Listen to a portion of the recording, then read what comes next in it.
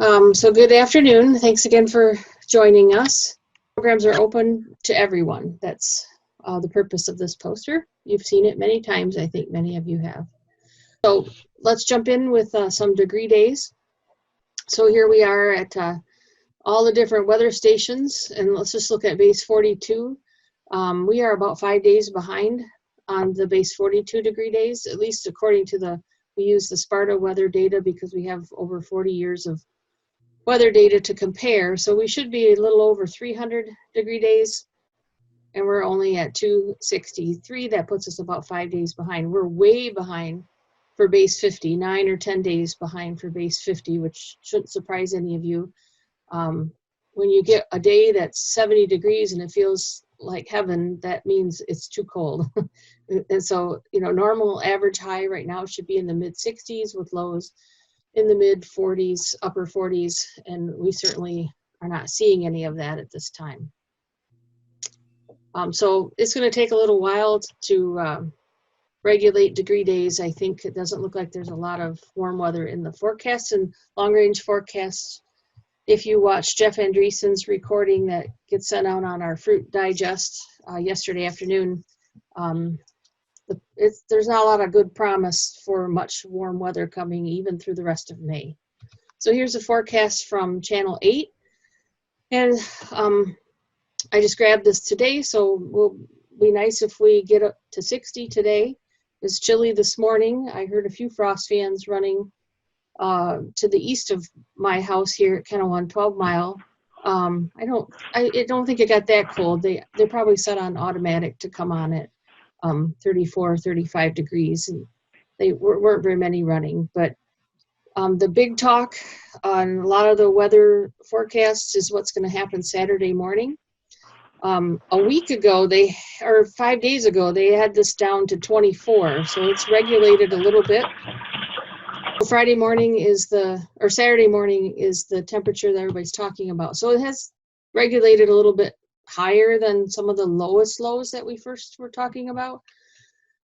And on our conference call yesterday with Jeff Andreessen, he talked about potentially Sunday morning being cold as well. So we're just in for this pattern of weather that we normally see in March. Where it's just, if you look at the forecast of what's happening, it's, really warm out in the southwest and this cold air mass with some very cold temperatures way high aloft. And it's going to be more like an advective freeze and less like a radiation freeze. There will be some wind with it and clouds, so we potentially could see temperatures as low as we did back on the 22nd of April, which was cold enough, but now we're farther along a little bit in development, so it's a little more risky here. But there's more potential for cold and clouds, wind, and even some snowflakes. They have a wintry mix here on the Channel 8 forecast for the next several days, and potential for frost into next week, with the major cold being Friday into Saturday morning. This is from Wonderground for Sparta. I like this forecast because it shows winds and some other things. So for Friday morning, they have a low of 25. You can see up here. You also can see the dew point on this forecast in the green line here on this chart.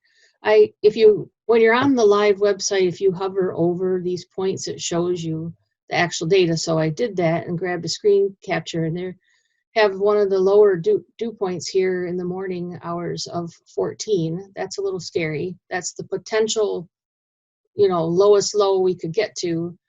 But is supposed to be cloud and winds, so the temperature actual forecasted is not quite as cold, 25 in this forecast. So, and you can see that the winds may die down through the evening as they normally do down here in the bottom chart, but hopefully there'll be some clouds. So those of you with wind machines always want to know what inversion might be in place. I just grabbed this off from the Sparta Tower website this afternoon.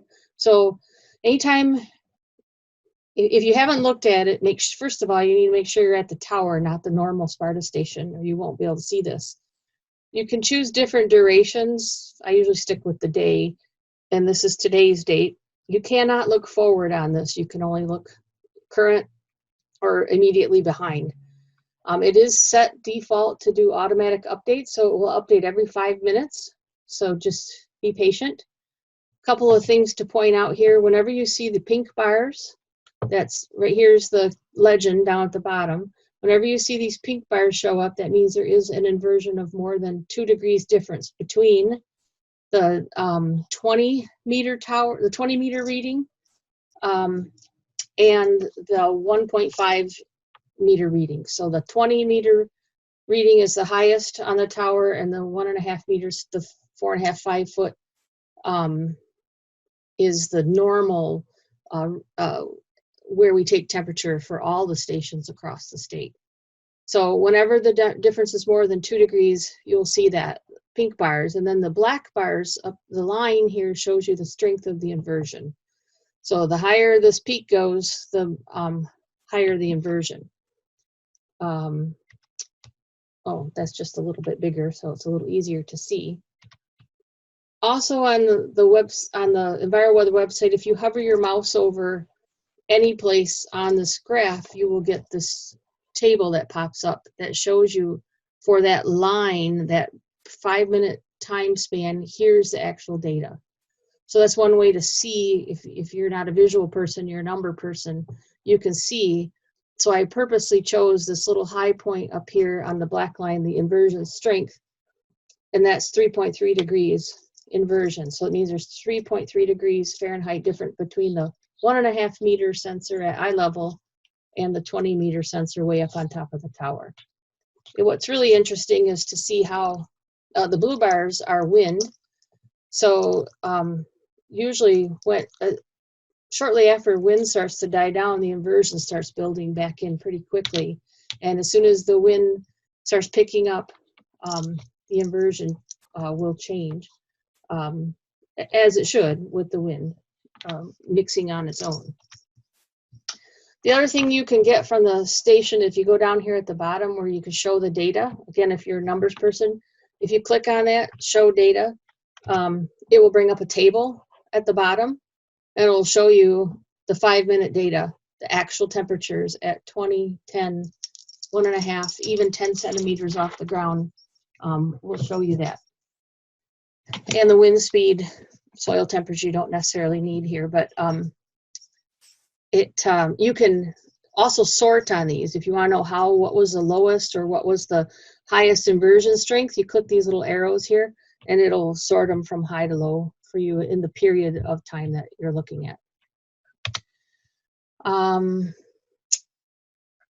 So one of the things I wanted to point out to you is, I guess I'm not sure what that one was for, to make sure when you're on EnviroWeather, if you want to see the tower data, we have 2 stations with towers only in the state. I wish every station was a tower, but they're like 6 times more expensive than the regular stations, and they're all custom built.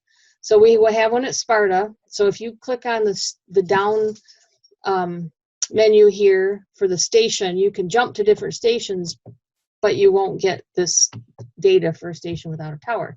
So we have the Sparta Tower Station or the Williamsburg Tower up north are the 2 that have data. So that was, I just wanted to show you that in case you're interested over the next couple nights to see what's happening with inversions.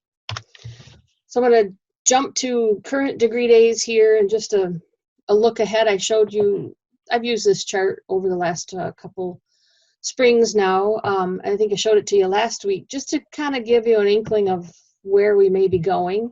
So here we are Wednesday at 200. By the end of today, we'll be over 276 degree days, base 42. That's from January 1. And so we know we're in tight cluster or open cluster. Phil's going to talk more about the different growth stages here in a second. But I just wanted to show that, normally, here's the normal 40-year average normal. In the middle of May, we're collecting 13, 14, 15 degree days, base 42 a day. Here's what we have been collecting, or what we're going to collect looking ahead here in the future, 6, 7, 8. So you can see quickly why we've gone behind. We're just only collecting half or less than half. So it's just stretching all the stages out. And if we use this and the data we have from the Apple Pest Guide, you know, pink is supposed to occur sometime around 350, 370, 367 actually degree days for Macintosh, remember. So there is some pink out there on early varieties right now. So I would never have guessed that pink was going to be potentially out here in the middle of May. So again, these are just numbers. It's just a model. They're just guides, but it just shows you how slow everything's going. And I just extrapolated it out just so to give you a look forward on when some petal fall. There'll be early petal fall here, you know, the 20th, 21st for those early varieties probably. But for the average, most of our varieties in that Macintosh timing and later are going to be into late May before we have petal fall sprays. And I just wanted to bring that up for you with your insecticides. Especially a lot of people are like, do I do pink? What am I spraying? What's out there anyway? And it's gonna be a long time before you get that next chance for some type of insecticide at petal fall. So consider that if you haven't put a pink spray on and you're considering it, keep this in mind that things may be drawn out with the forecast. And this is I'm using normal average degree days after the forecasted temperatures here end on the 11th. I don't think they're going to be this high because the rest of May is supposed to be on the cool side. So it's just going to drag it out even more. So the pest guide, I know you can't read that, but just don't forget that that's there as a resource with the average degree days across the top and then the insect activity, which I'm going to talk about now. So here we are at 270, 280 degree days between tight cluster, open cluster for not the earliest varieties. They're a little farther ahead, but the latest varieties are even farther behind. So it's kind of in the mid-early type season growth. So the big things that we would be concentrated on are aphids, red mites, although there isn't a lot of activity going on there, and maybe some San Jose scale. So let's talk about some of the insects. I changed my report a little bit this week and put them in order of kind of how they're going to be active or as order of importance. Black stem borer, I heard a few people caught some in traps in southern parts of the state over the weekend, which doesn't surprise me because we did have some warmer temperatures, and typically the first couple of days that it gets in the upper 60s, above 70, they become a little active, but numbers are very low, not anything that I would be too concerned. And looking forward with the cool temperatures, I think until that warm weather comes back, we're not going to see much activity for black stem borer. For those of you that are monitoring that in blocks that have some injured trees that you're worried about black stem borer moving into. Oblique banded leaf roller are really hard to find even in blocks that I kind of know that they have a little bit higher pressure. They're just not very active in this cold weather, but they are an insect you may target at your pink spray with particular pesticides. Like I wouldn't trust Laura's band to grab leaf roller anymore. Probably there's widespread resistance, but other materials might help you with leaf roller if they have been a problem. I'm not too concerned about them in general, not like they were years ago, but certainly pay attention to blocks that had high pressure. Aphids, particularly rosy apple aphids, are one of the pests that we target at pink and petal fall again as well. We just don't want them. We want a pink spray out there so that they don't start getting established during the whole length of bloom that we're not supposed to spray any insecticides. I can find some apple grain aphids. I have not found any rosy apple aphids, but they're probably out there. I just think I'm getting older eyes. It's harder to find, and it's cool, so they're not quite as active. San Jose scale, if you've had problems with scale, the overwintering scales are present, and of course your first targeted spray for that was dormant oil sprays, which were not, the type of weather we've had this year is not very conducive with oil, and I would be very careful using any type of oil sprays in this current weather situation that we're in, just so they don't do any further damage to tissue than maybe Mother Nature's going to do with cold temperatures. Red mites are in the egg stage. I have not seen any egg hatch, and I have not heard of any egg hatch around the state. Again, doesn't surprise me with the cooler temperatures. So I think they'll probably end up with a delayed egg hatch. Oriental fruit moth just started flying a little bit in some numbers with the warmer weather this weekend. A few people told me. I have not set a biofix yet with this cold weather coming. I think they're probably not going to do too much. And so you set your biofix based on sustained flight. And I would hesitate to say that that's happened yet until we get past this cool weather. But with the Oriental fruit moth, having that initial biofix is important because you kind of base your whole season of control on that initial biofix. And of course, too cold, too early. For codling moth, no, I haven't seen any tarnished plant bug in, sometimes you see them on the weeds in the ground, and I don't think they're going to be too much of an issue right now. Spotted tenniform leaf miner, they're still catching those like gangbusters at the Trevor Nichols station, where they actually they raise bugs down there for us so we can see them, because we don't always see these in orchards. And I have not seen spotted tenniform leaf miner be a problem in many, many years. And even when we did see lots of mines, I still think they're well below threshold, so it's not a major pest for us. The rest of these are minor as well. Green fruitworm, red-banded leaf roller are minor pests, so we usually catch them with our other routine spray applications. Parasilla, I haven't been out to look at any pears in a couple weeks, but I think there's most likely some adult Scilla there, and they don't mind the cold typically, so they're probably continuing to be active.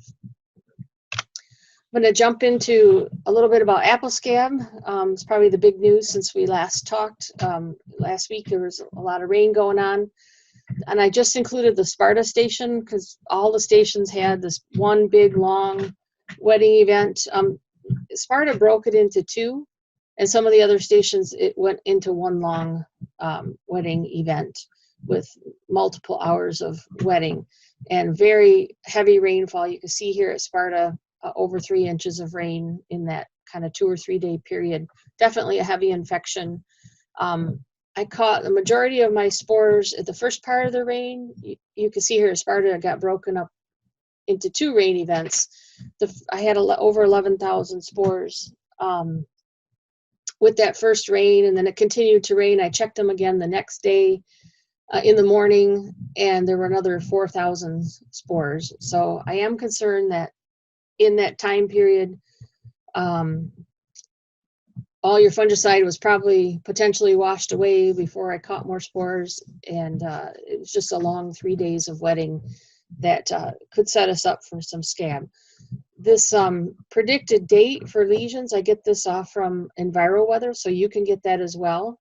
5/22, when this infection first occurred, that was like the 14th or 15th of May, but now with the new forecast with the cold temperatures, it's really getting extended out there to much later just because of the cool weather.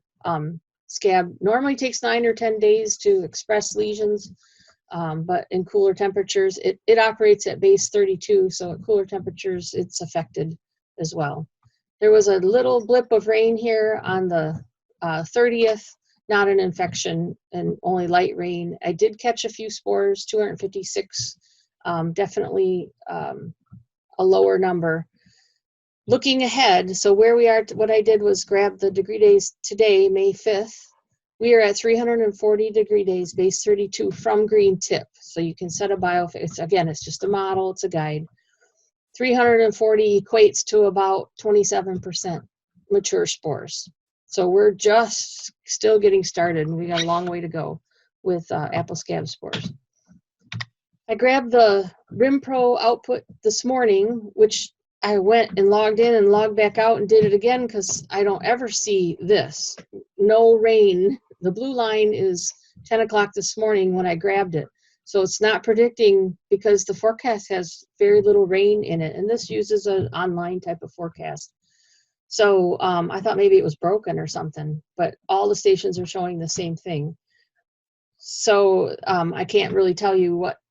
I can guess that the spore numbers are going to, next time we do get rain, we're going to catch some significant spores. We always catch our highest number of spores between typically tight cluster and petal fall. So whenever the rain comes, be ready, because there's probably going to be a lot of spores associated with it. Just quickly, the Standale station, just to show you what warm weather or warmer sites do. It's a little bit farther ahead in Standale. So on May 5th, today they're at 445 degree days, which puts them at almost 50% spore maturity. So they started with green tip 3 or 4 or 5 days earlier than we did up here on the ridge. So they're just farther along in the system. And again, their RimPro is showing the exact same thing, that there's nothing expected in the future with rain, so there's no predictions there. One other thing on RimPro you can do is get powdery mildew, and we normally add something in for mildew between tight cluster and petal fall. We are not in the weather that's really calling for mildew activity much at all. Mildew likes warm conditions, not necessarily even rainfall. Even it can do well just in high humidity. So I don't know as much about this model as I do about the scab model in RimPro, but we can probably figure this out. There's no red line on here, so there's no risk for infection over the next several days. They're calling for a moderate risk for some germinating conidia. That just means that potentially there are spores out there. But without any rainfall around, I don't think the risk for mildew is quite as bad as it normally is during this time of year. But don't stretch things out too much for your scab, because I know you're going to want to without having much risk for rainfall. And we all know how good a forecast is, so it could change pretty quickly, and you don't want to be caught without a good fungicide cover on at this time for both probably mildew and definitely for scab. Stop sharing and let him take over.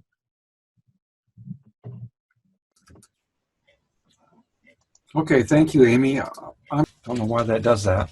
I don't know either. I just wanted to go through some growth stages here quick.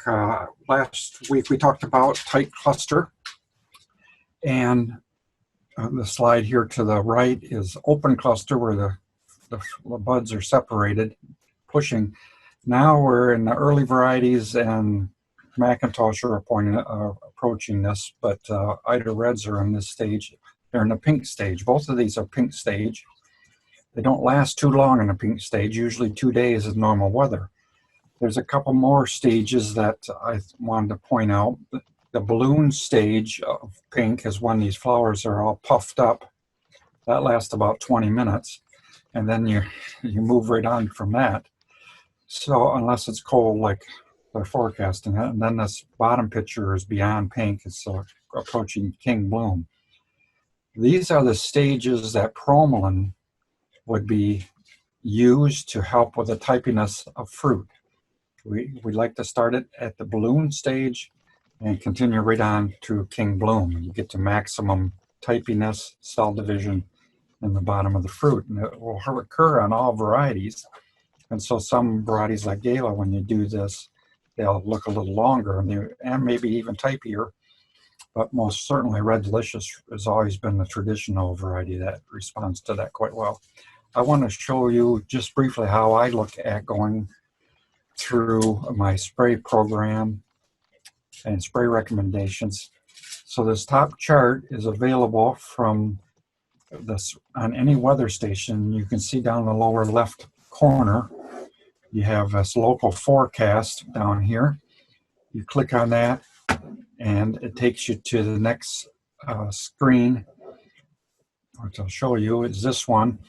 And then at the bottom of this screen, if you scroll down, is this hourly weather forecast where you can see these charts. I like using this chart because I look at the wind, the temperature, and rainfall, of course. And the next, oops, where'd we go? The next today and tonight will be your possible spray window. And you got a little bit of a spray window tomorrow night up until it gets too cold to spray. When it starts approaching 32 or 33, you got to quit. And then you look the rest of the week, there is no more times to spray. It's either too windy, or it's too cold, or it's raining. So you've got a couple days here to get some spray windows in for your pink sprays and anything else you might need, like Apogee or something like that. I'm going to skip this. I'm going to go to frost mitigation activities. We have a paper that Amy, I think, is going to email out to everyone. It's also online at MSU. But these are the things that you can do to help mitigate frost damage. Of course, we all know wind machines and frost fans are excellent. They're perhaps the best, almost the best maybe. And you might be able to get 2 or 5 degrees out of a wind machine or a frost fan, most likely out of a wind machine, especially if you have inversions. And you can look at the meteogram that Amy already talked about, the Sparta Tower or the Williamsburg Tower. Under trees, micro sprinklers are the next best. You probably get 2 to 4 degrees out of running micro sprinklers all night long. You need 40 gallons of water per minute per acre. So that's a lot of water. It might limit you to 5 or 10 acres you can do with a well, unless you got big wells. Over tree sprinklers are actually probably the best of all, but I don't think anybody has those in apple trees, at least not in this area. And you must keep the tree wet. As the water freezes, it gives off heat and keeps those buds from freezing. This will protect perhaps 2 to 6 degrees, maybe even more. The problem is it uses a large amount of water, 80 gallons per minute per acre. So that's 800 gallons for 10 acres per minute. That needs a big well in order to cover very much.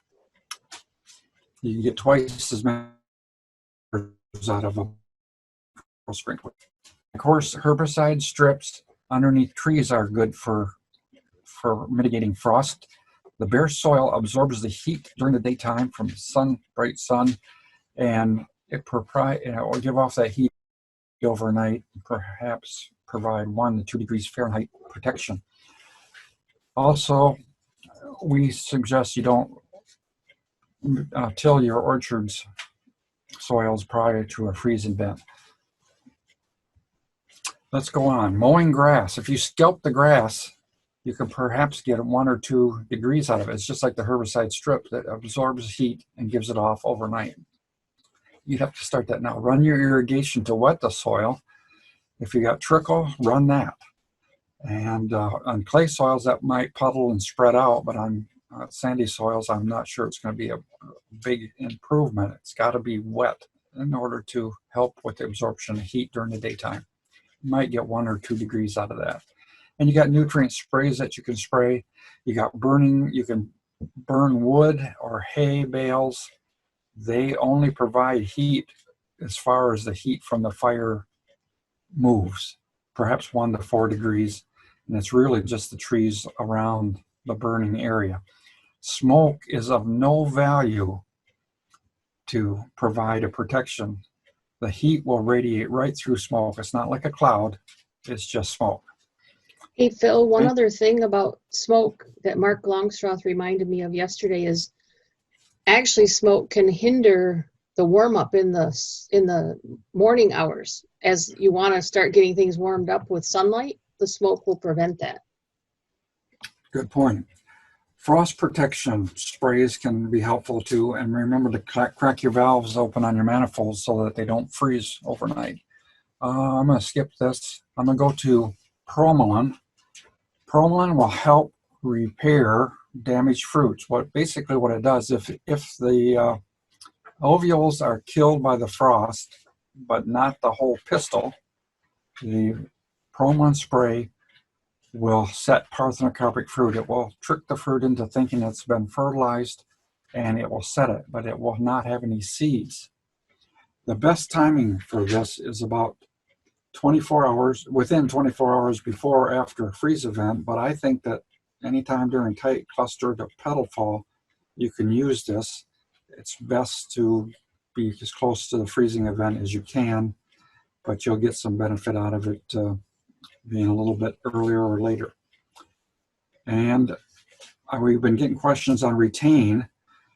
Retain extends the life of blossom. So those guys in Southwest Michigan right now are in full bloom or partial bloom. And now they're going to get all these cold temperatures. If they put retain on, they can extend the life of the flowers, especially in sweet cherry, which has a short window of life. Best timing for it: apples at pink, sweet cherries at popcorn, peaches at pink, and pears at after bloom. I'll talk about that if I get a chance. Let me move on to retain to use to set sweet cherries. This is a slide from Joseph Roscoe, and of course from stage 1 to stage 4 is when a cherry flower is receptive. Stage 1 is 2 and 3 actually receptive, but they go through these stages pretty fast. When they get to stage 4, the stigmas are dried up and they will not be pollinated or fertilized unless they were pollinated during stage 1, 2, and 3, stage 1 being the best. These are what the stigmas look like. Stage 4 is dead and all dried up, but the other 2 stages are, all the 3 stages are still alive. Here is what sweet cherries will happen. This is how it extends the life. The process of blooming, the process of anthesis, produces a lot of ethylene in the flower. And so we can keep a flower fresh probably twice as long if we use retain on it. And the 250 parts would be 1 pouch of retain per acre. So we know if we use more retain, we can extend the life even further. Make sure you follow the label. I think you're only allowed 2 pouches per season on your trees, whether that's apples, cherries, or anything else. And you can see here, the red line is where the untreated checks have a crop, and all the other lines are indicating what happens when you spray with retain. You really set the crop. And Regina is, on sweet cherries, is very, very sensitive to retain. Here's what we did in 2015 at Dietrich's, 1 pouch. You can see how that increased the crop load. We never really had too much luck with Cavalier except in this 1 year, 2015, and it did increase the number of fruits per limb. Oftentimes I don't get a good response. That's statistically different. Regina, though, however, always responds. Here's an untreated check Regina, I think. Here's retain on Regina. Just beautiful set. I did this in 2012, and we set 10 times as many cherries on the retain treated trees that we did on untreated trees. The growth stage you want to put it on is this stage right here, what popcorn stage, and that's where we are probably right now on a lot of cherries. You can put it on pears too, and you can see here the slide on the right has retain on it. The timing is different. That's what we didn't know before, but now we do. Untreated check here on the bottom has a fruit set of around 20%. If you use 1/3 of a pouch on Angel, 2 weeks after full bloom, that's the set you get. You really increase set 60%. And the pictures show that.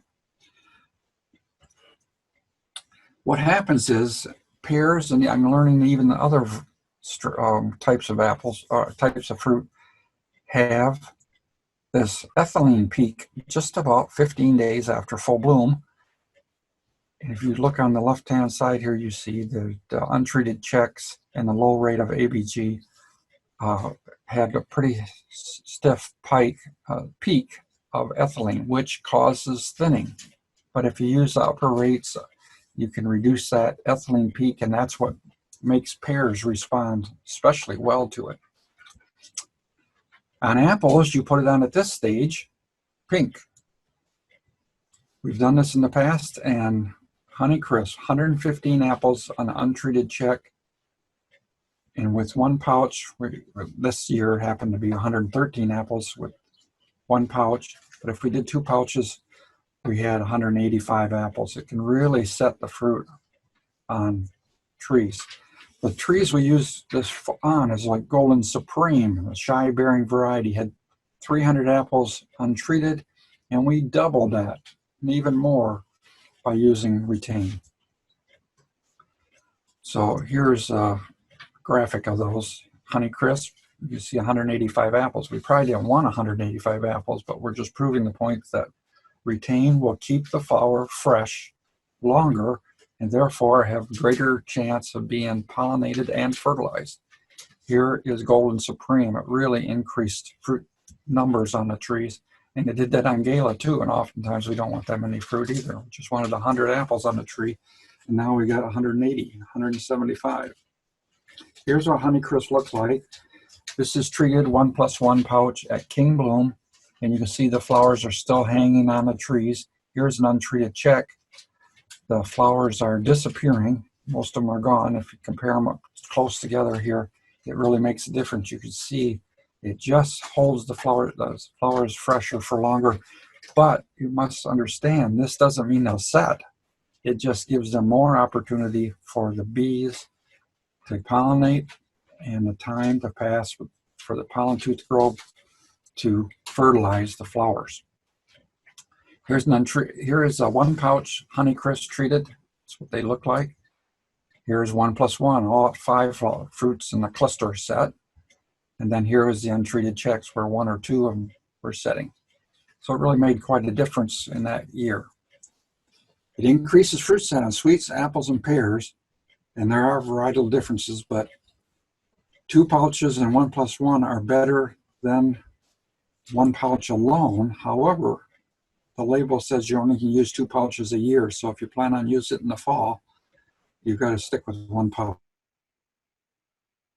It does a pretty good job with 1 pouch. So where would you use it?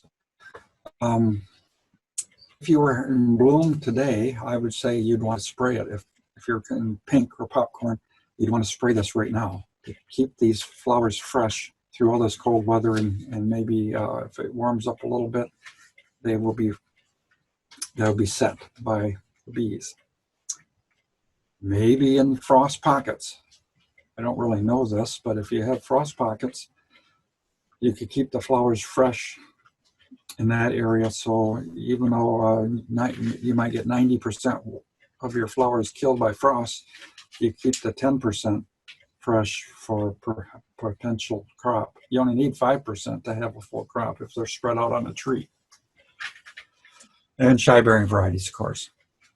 I wanted to remind you that now at full bloom, you want to start on Honeycrisp Polly's program of NAA at 10 parts per million or 7.5, 3 to 4 ounces every 7 days.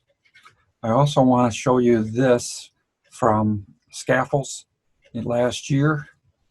This is a report on using calcium, Protexadione calcium, Apogee, and Kudos for fire blight management.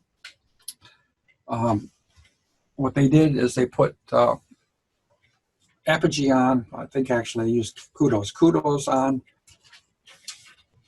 pink, and they hypothesized that it thickened the cell walls on the floral tissues and therefore provided some bacterial blockage in the flowers, and they got some bloom time fire blight control. In 2018, they noticed it thickened the walls of the pedicel for 40 days after application. So they're running trials on it, but it did reduce blossom blight, and of course, we know it reduces shoot blight. So this is interesting. They observed that rates as low as 3 ounces had a strong effect.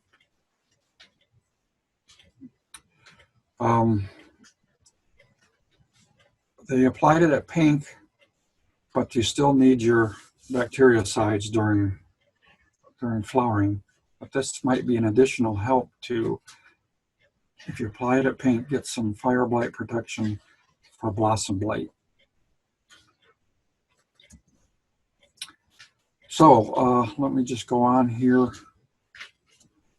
I think that's enough for today. These are the PGRs that you can use during bloom. Maxell, it's a mild thinner, 0 to 5%, probably more like 0%, but it increases cell division. Provolone increases cell division, and then if you use it a couple times, you actually do some thinning with it. NAA, NAD, mild thinners during bloom. And of course, well, next time we'll talk about lime, sulfur, and oil, ATS as being caustic thinners. And we just talked about retain and apogee, increasing fruit set. And ethyl is also a material you can use, but I don't rely on it. So Amy, how about if we stop right there